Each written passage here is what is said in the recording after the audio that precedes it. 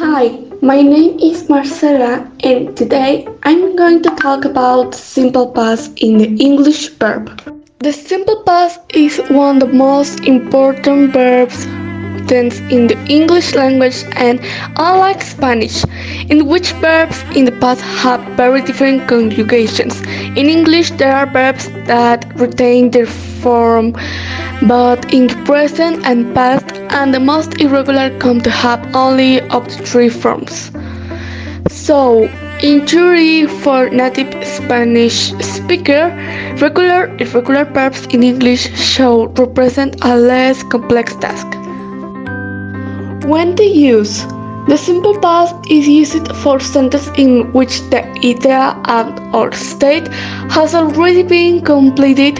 It could have ended 5 minutes ago or 5 centuries ago. The time of completion does not matter. The only important thing is that it speaks for something that no longer happens or exists in the present. To emphasize that is the fate complete, it can be accompanied by context. For example, a year ago I ate in the restaurant.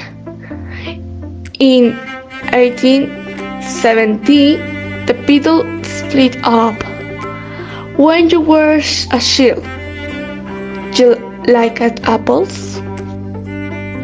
This context sentence can go before or after the main sentence. For example, I ate in the restaurant a year ago. There are verbs whose past does not always express a past situation.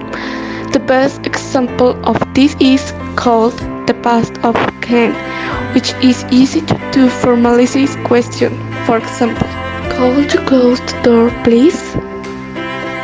How to form the simple past into regular verbs in a negative and interrogative forms. To construct sentence in the simple past in the negative form, one has to use the auxiliary do, does, which is the only one that is conjugate in the past. The main verb remains in its infinitive form.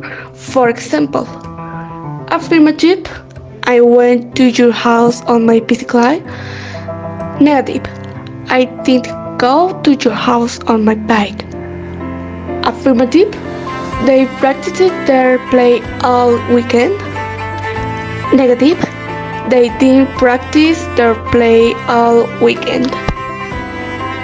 As for interrogative sentence, again you have to use the auxiliary do, those. As in the negative form, only the auxiliary is conjugate in the past tense, while the main verb remains in its infinitive form. Affirmative, you remember the correct answer just before the end of test time? Negative, did you remember the correct answer just before the end of test time? Affirmative, your dog destroyed my new shoes in 5 minutes. Negative, did your dog destroy my new shoes in 5 minutes? Irregular verbs in English. How the past is formed. Now it's time to talk about the verbs that can be more completed. Irregular verbs in English. They are called irregular because they modify their root completely, either in their simple past or participle form or both. Unlike regular verbs, they shall not be included or at, but their written changes markedly. In this case, there is no choice but to learn the different ways, but with reading and practice the task, it's easier. It is estimated that there are between 100 and 200 irregular verbs in common English.